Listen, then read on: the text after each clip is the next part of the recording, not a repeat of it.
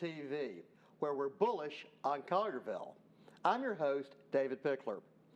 Bull TV is a monthly show that empowers, educates, and entertains while highlighting the citizens of Collierville and the Mid-South who inspire and deliver solutions for a stronger community. Bull TV is presented by Pickler Companies. It's proudly produced by the students at Collierville High School.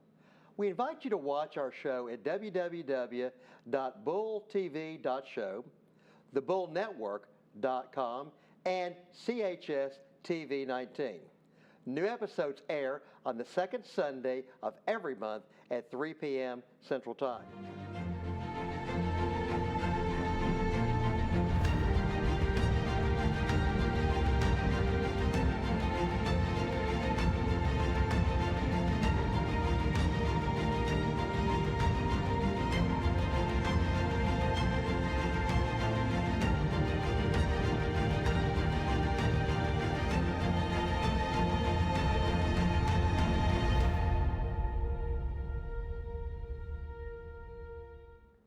Today I'm joined by Roger Jones. Officially, Mr. Roger L. Jones III is a native Memphian, is currently the principal of Collierville High School. Roger received his undergraduate and graduate degrees from the University of Memphis in 2001 and 2013. His career as an educator spans more than 2 decades, with all the years of service, with the exception of one, being here in Collierville. Mr. Jones taught middle school math for 10 years at Schilling Farms Middle School before transitioning into school leadership in 2011. He served as assistant principal of Collierville Middle School for 2 years before accepting a leadership position at Arlington High School during the year of the merger and the demerger of Shelby K Schools. Oh, don't we remember that? He returned to Collierville as the principal of Collierville Middle School when Collierville Schools became a municipal district. After serving as principal of Collierville Middle School for 5 years, Mr. Jones became the principal of Collierville High School. He is currently in his 4th year as principal of Collierville High School. Established in 1905, Collierville High School is now the largest high school in Tennessee, all under one roof, with more than 2,800 students and 230 employees. The new campus, built in 2019, encompasses more than 450,000 square feet.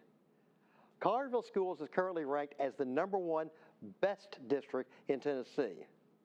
Roger and his wife met at Manassas High School and have been married for 20 years. They have a daughter who graduated from Rhodes College and works at FedEx in sales.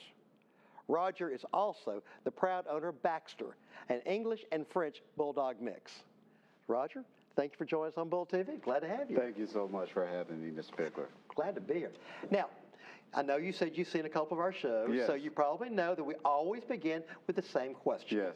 And that is, we want to get to know you by saying in 3 words, who is Roger Jones? That's very difficult to say, but I would have to say a dedicated husband and father. So. Those are 3 great words. Yes. So it says an awful lot there. What would you be, you talked about the fact in your career, with the exception of that 1 year in Arlington, you've been here 20 years. What is your favorite thing about living and working here in Collierville? For me personally, my favorite thing about working and living here in Collierville is everything's here. So when it comes to whether it's food, whether it's entertainment, whatever I want to do, it's almost like it's at my front door. I don't have to go far in order to get it. I think if you talk to many, yourself, I think if you talk to many, whether teachers or what have you, they feel like everything is here in Collierville. You really don't have to go far. I remember just recently, I was at Home Depot. You didn't even notice this, but I look over and I see you with like a truck that you were doing, looked like you were putting a hitch on the back or something on the back at Home Depot. But everything is here that you need, whether you live, work, or play. I mean, things that I love to do while I'm here in Collierville. I mean, I can't go by, let a summer go by without going to enjoy the fireworks. I love to be able to sit under the fireworks. That's what I feel like I'm doing when I do it. I invite my sister to come with me. In addition to my wife, my daughter would come with us when she was in town. Just all of the different celebrations, the entertainment that you get on the square. It's just all a great place to be, to work, to play. And Collierville has been so good to me throughout the years, and so I appreciate giving back as well to my service as a principal. Well, Collierville is an amazing place. Yes, it is. And when you think about, it's a true community. Yes. And it's a community that has never lost sight of the fact that it's still a town. Yeah. And I love the fact that Collierville uses that term town as opposed to city, because it really, I think, talks about the way that people feel about each other. You know, when you think of small town values, when you think of small town, you know, we're a town, but yet we have incredible amenities and all the resources, as you say, you know, that anyone can find everything they need right here in this community. A small town, so much so that when I go to Silver Caboose, the mayor actually recognizes me. It's like, I don't know, that blew me away the first time. It's like the mayor, hey, Roger. I was like, oh my goodness, this is Mayor Jordan. Well, now I'm going to harken back to the words of one of the great giants in the history of Collierville, Mr. Herman Wright Cox. You know, a man who served for mayor for many, many years. And I had the honor of getting to know Mayor Cox many times. And he gives all the credit for the growth and development of Collierville to the schools. And so consider the fact that you are, you know, the principal of the Collierville High School, then I'm not at all surprised that Mayor Joyner would recognize you because you are a true celebrity in this town, sir. I don't know if I'm a celebrity, but I'm a school principal. How about that? How about that? Well, that's a darn fine thing to be. So let's talk about that. What does the word principal mean to you? You know, it means so many different things. Any type of word that you take in the realm of education. For me, being a principal to me simply means, you know, being able to clear obstacles out of the way of whether it's students, teachers, faculty, staff members, for us to be able to accomplish great things. That's what I'm dedicated to. You know, even my teachers who are running this studio right now can tell you, when we first got here, when I came here in this building, the studio didn't look quite like it does right now. But I got with them to say, tell me what you need. Tell me what it is you would like to see. What does your vision look like for the studio? I can tell you what I think it should look like.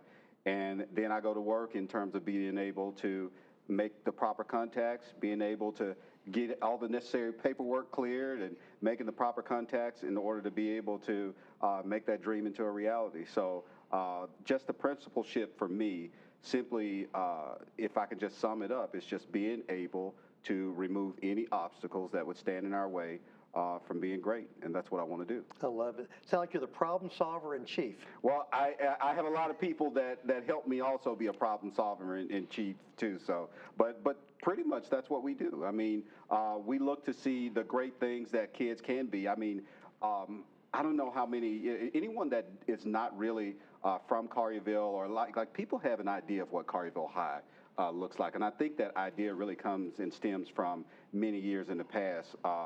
You know, Collierville High at its core right now, we are truly one of the more diverse schools you'll find anywhere. We just recently had our Culture Day celebration. It was amazing. And just to give you an idea, when you said what does principal mean to you, it started with 5 girls that came to me. They wanted to meet with me, and they said 5 of our students and female students, and they said, well, we want to be able to have a Culture Day celebration. These are our dreams, our hopes of what it would look like. And so you listen to them, and then you just come up with ways to be able to support them in that and back that vision, put the proper sponsors that can aid them in bringing that to life. But a lot of the things that we do here at Collierville High, that's the way it starts. Whether it's parents, whether it's teachers, you know, secretary, staff, whomever, they come to you and they say, hey, we have a vision or things that we'd like to be able to do. Or for me personally as a principal, when I have things that I want to be able to start here at the school, I believe that you first start by presenting that vision and telling them what it could be and kind of pretty much being descriptive and drawing that picture for someone to be able to see how great it could be. And then you put the right people in the right places, on the right bus and in the right seats, and you make things happen. Well, you know, I think you're obviously being very modest about what you do, but when I hear you say that, and I think about the great principals, the principal has such an incredible role in creating the right culture, the right climate, for people to feel that they have the ability to have a conversation with you and to explore their dreams, to expand their opportunity. Talk a little bit about the role you feel in creating that culture and climate. The most important thing that I have realized in my leadership is that culture is not just that which is set by the leader. You have to make people believe that they all add to that culture. They all play a part in that culture. But in order to be able to do that, they need to know that you're accessible. That's most important.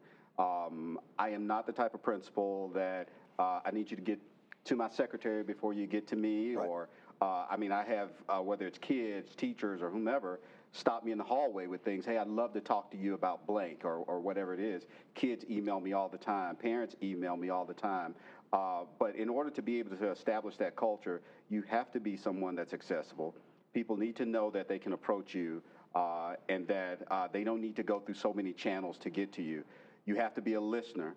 When I first came to Collierville High School, one of the biggest things that I think I brought that really helped us build the culture that we have today was to just create a space where teachers can share their thoughts, their feelings, their insecurities, their successes, and that they don't feel like they're being judged for it, and that you're willing to listen to them, whether they need you to listen, just to listen, and so that they can vent, or they need you to listen and help them to come up with solutions. But if you're not approachable, or they feel as though you're cut off to them, you'll never be able to build that culture. And it needs to be one that's built on trust, understanding, love, support. It has to be nurturing. But also, in my hiring practices, I try to make sure that when I hire members of my admin team, that I look for people that are willing to do the same. I am very big about making it very clear about the culture that I want to have at Collierville High School when I do hire someone and I bring them on. And I want to know from the very start, can you help me in that vision? Can you help me create that culture and sustain it? So I'm very blunt and honest about what I want, because I know that I want a culture that's centered around students. I want a student-centered culture where students feel empowered to make great decisions. And when they don't make a great decision, how do you come back from that? To be able to learn from lessons, and also for teachers to be able to dream out many of the things that they want to see our school become, and bring that dream into fruition. So those are the things that are very important to me. So that culture that you speak of, it does not come easily. No. And it's not about buy-in. A lot of people think about buy-in when it comes to culture, or buy-in when it comes to the vision, buy-in when it comes to the mission. I don't want your buy-in. I want your commitment. That's what I want. But you get that commitment by being upfront and honest at the forefront in terms of what you want, how you see it coming, into being, and what all it looks like. I kind of learned that from my mother. My mother has always been very blunt with me in terms of her dreams, her aspirations that she held for herself, but also for her kids as well. So I think I kind of took that on, and one of the things that I loved about her was that she was always open and honest with me, but I knew that I could bring her anything to be able to speak about what I was feeling, what I was thinking, what I want to see, what I hope, and to just be able to help me come to ideas that would help make that possible. Well, it's obvious why you've been such a great leader, because, just what you talked about. You mentioned something a couple of minutes ago that really resonated with me. When you talked about the fact that you create that openness for somebody to come and talk with you and for you to listen. And sometimes to listen just for them to have that opportunity to vent. And sometimes to listen to be able to help them solve a problem. And kind of reminded sometimes that I have a conversation with my wife. Yeah. and she'll have to keep reminding me. Now, I'm telling you this just to tell you, not because I want you to solve the problem for me. Yes. So well, it's important to understand the difference there. I get that conversation a lot at home. I can definitely tell. When you're in positions too where you tend to make a lot of decisions like that, especially when you're at home and you have to transition to being a husband or what have you. My wife, who's also an educator, will come to me and say, bring me or tell me something that's going on with her at school, and I have to ask, before I go in, especially as I know how I am. It's like, would you like some feedback? Would you like some suggestions, or do you just want me to listen? Because I need to be able to figure that out at times. Does she want me to just support her, or be able to give her some pointers on how to be able to address it? So that's important. And she tells me often, Roger, don't give me your principal stuff. She may say something a little different other than that, but it's kind of roundabout it that way. It is that. Well, we've learned, when I mentioned in the intro that you've been an educator for 20 years. Yeah. Talk to us a little bit about your journey of how you've ended up from where you started to becoming the principal of the largest high school in the state of Tennessee. Well, I can tell you that I come from a family with educators. My aunt was a math teacher. She taught at Fraser High School. She inspired me. Again, my mother inspired me, who I looked up to greatly. I can remember times when I was coming through school. My mom was also working on her degree as well. And my mom even, proofread my papers up until the time I was in college.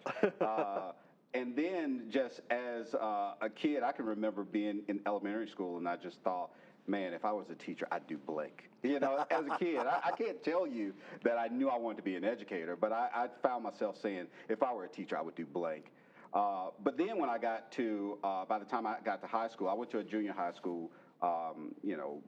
Manassas had 7 through 12 grade. And so I really began to encounter more teachers that I really admired.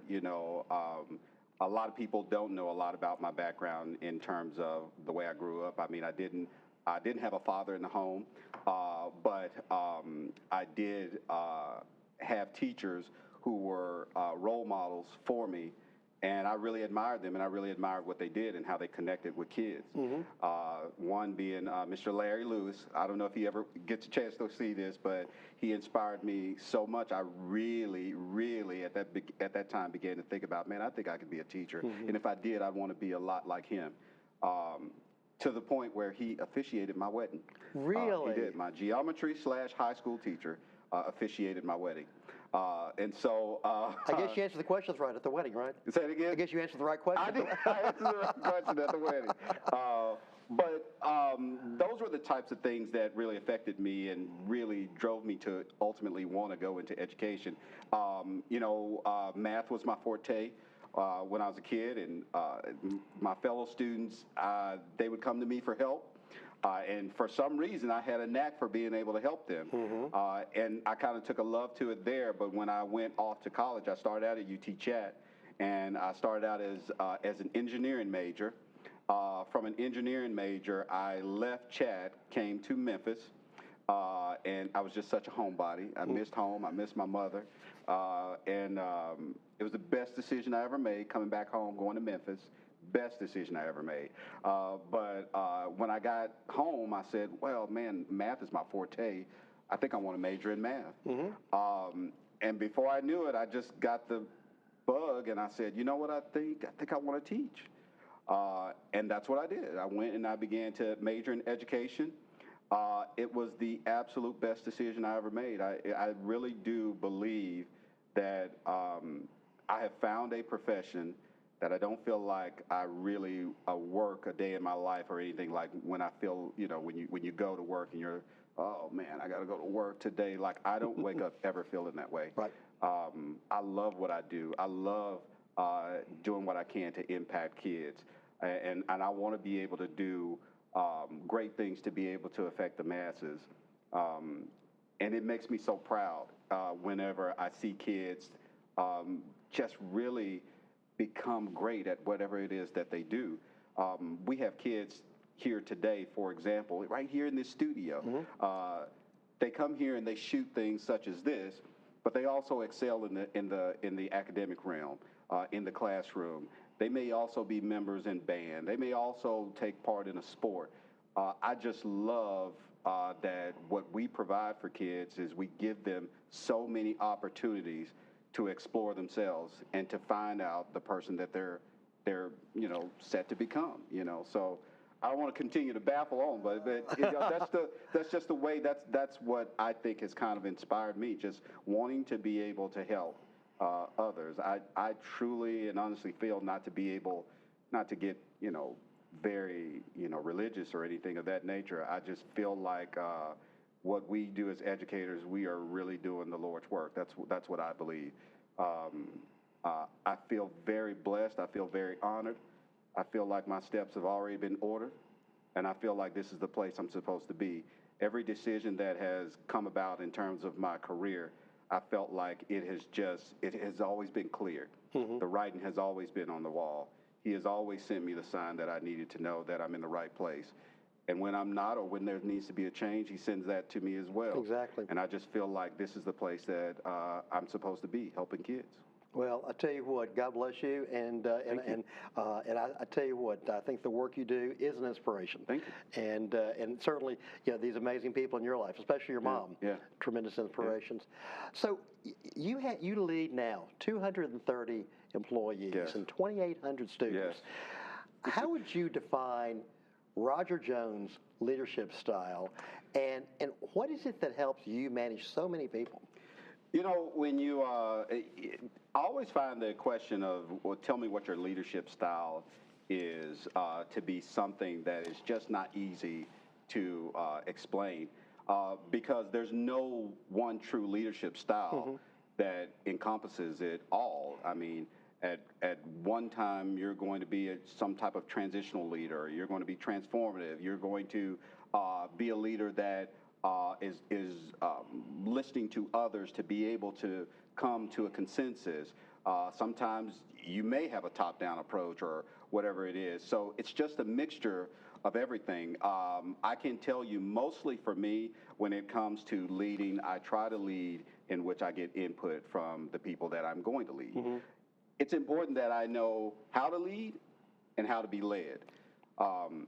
And so what's important about that is also, and I kind of mentioned this before, it's choosing the right people when you're hiring, number one. So the way that I can be successful at what I do is it's not just me. Mm-hmm. I have an admin team of 9 in all, including myself, and we're all from different, for the most part, backgrounds in terms of whether it's, our personal backgrounds in terms of where we come from and different walks of life, to the different disciplines that we have taught. My philosophy is, as a school principal, you get people from different areas that they have taught in order to be able to lead schools successfully. So my background is math, although Dr. Ballantyne, who's on my team, she's math as well. Well, Mr. Beaupre is social studies. Ms. Ross taught foreign language. So Dr. Holcomb taught social studies. So I try to pull people from different disciplines in order to fill out a team. I have a new admin right now that I just added recently. She was a counselor. But you want to be able to have people from different walks of life to be able to help you better understand how to make a decision that's going to impact kids in a great way versus something that's going to impact them negatively. And so, in those meetings, when we have an admin meeting, it's, hey guys, this is something that we're faced with. What are your thoughts? This is what I'm thinking. What are you thinking? Sometimes I may tell them what I'm thinking from the start to get their feedback to find out how to make the best decision. And sometimes I just set it up and say, this is what we have. This is what we're faced with. What are your thoughts? To be able to pick their brains. There's no way you can lead a school like this on your own. Right. With 2,800 kids, and we're set to have 2,900 next year. So far, I checked that with Ms. Ross just this morning. 29, I believe she said 38. Keep in mind, we're built for 3,000. We're a large school, and it really takes a village, and I mean a serious village.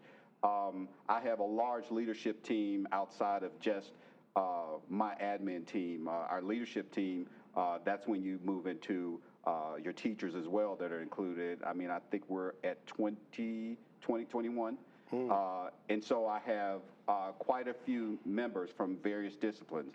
So I have everyone represented from departments, on that. I also include my librarians, also include counselors, because we just have to get input from everyone in terms of everything that we do. You know, it's not like your traditional business. We're not a business. No. We are in the business of doing right by kids, but we're not a business. So that's very important to be able to have various points of view when you're trying to create a plan to really do what's best for kids, do what's best for teachers. But that's in a nutshell.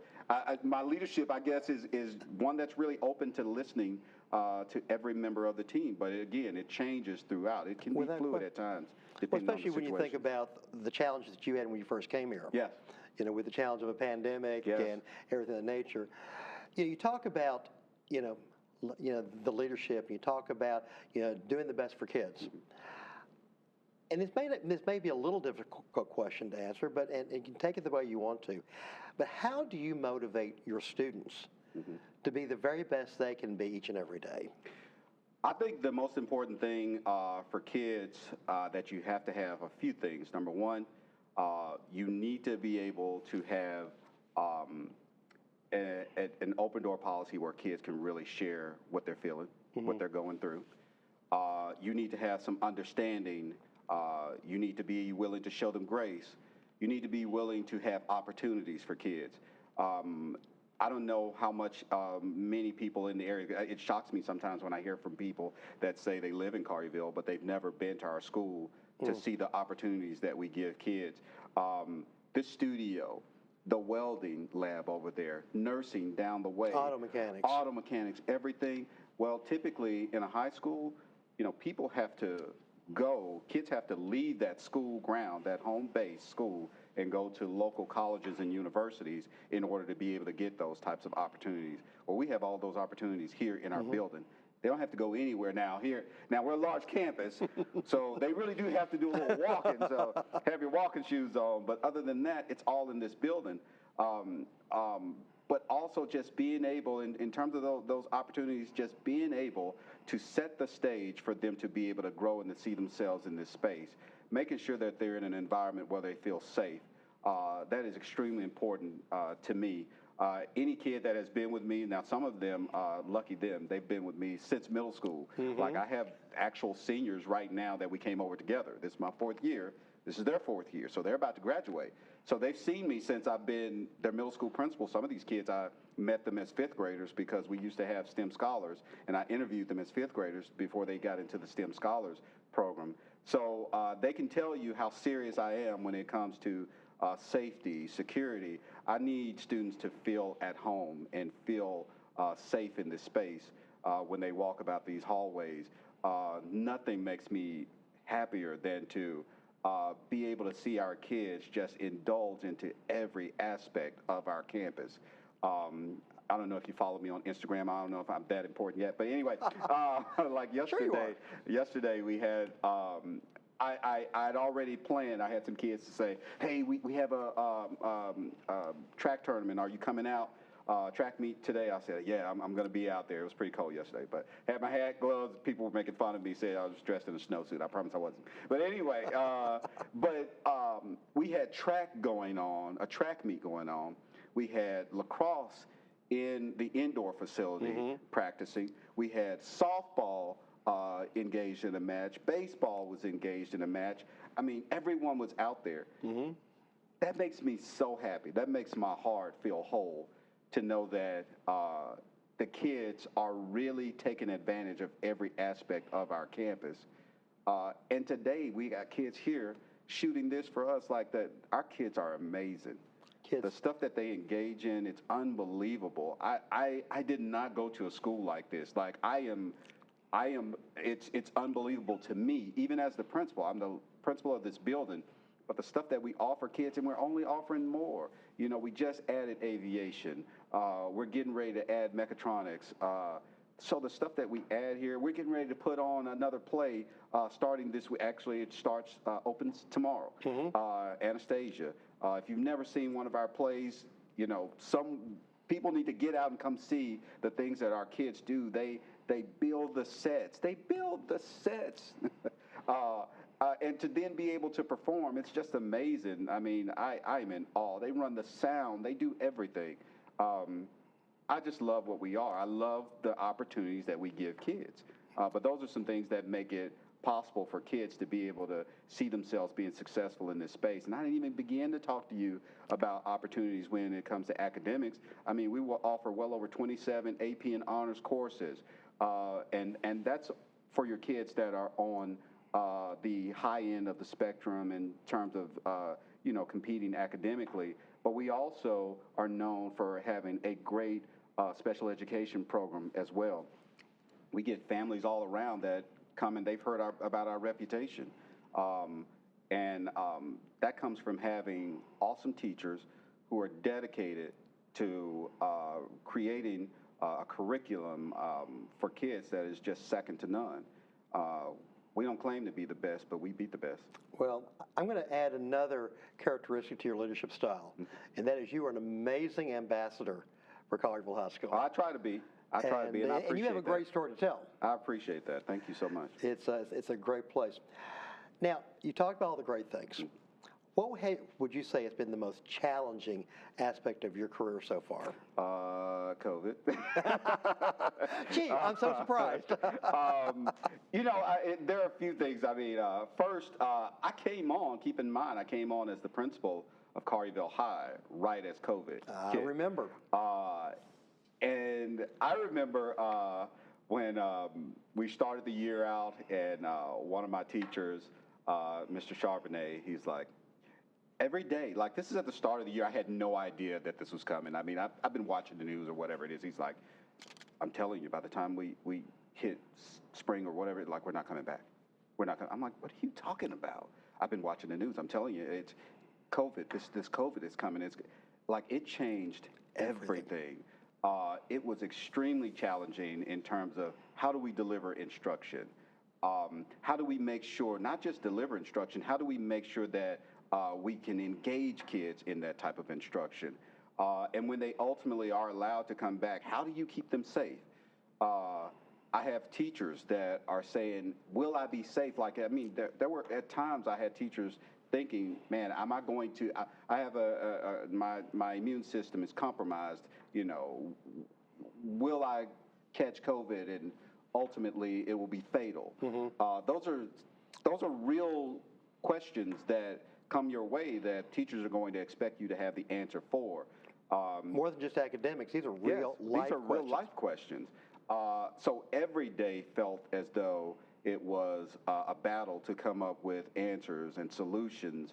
That was definitely the toughest. But we made it through with a very, and I mean highly supportive central office in terms of Dr. Lilly, his cabinet. Parents showed us a lot of grace during that time.